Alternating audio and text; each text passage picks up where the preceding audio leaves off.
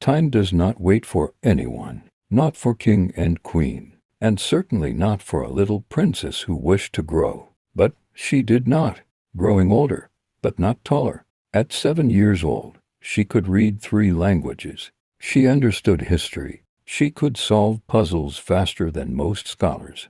But when she stood beside children her age, she barely reached their shoulders. "She looks younger than she is," the villagers would whisper. "Is she truly 10? Will she ever grow?" The whispers were no longer quiet. They were bold, open. Every summer, the kingdom held a grand festival. Music filled the air. Lanterns lit the streets. Children competed in games of strength and speed. That year, the princess begged her mother, "Please, let me join the races." The queen hesitated, but she nodded. Let her try. The villagers gathered around the starting line. Taller children stood confidently. The princess stood among them. Small, determined. The horns sounded. They ran. She ran too, but her legs were shorter, her stride smaller. Within seconds, she fell behind. The crowd began to laugh. Not cruel at first, just amused. But laughter grows when not stopped. "Look at her," someone shouted. "She can't even keep up." She ran harder. Her chest burned. Her vision blurred. And then she tripped. The dust rose around her. The laughter grew louder. No one ran to help. She stood slowly. Her knees were scraped.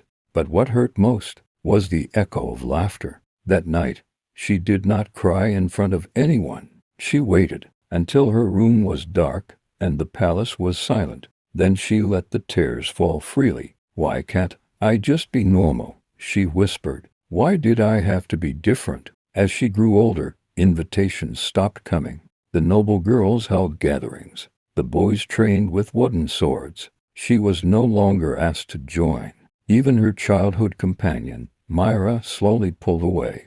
"It's not personal," Myra said softly one day. "You just don't understand what it's like." The words cut deeper than any insult, because they were true. She didn't understand. She understood loneliness instead, the public doubt. By the time she was 12, the kingdom had begun to doubt openly. In marketplaces, "How can someone so small defend us? What if war comes? We need strength." The princess overheard these words one afternoon. She did not interrupt. She simply walked away. But something inside her shifted. That night, she stood once more before the mirror. She did not stretch this time. She did not wish to grow taller. Instead, she stared at her reflection carefully. Determined eyes. "If I cannot change my size," she whispered, "then I will change everything else." The tears stopped.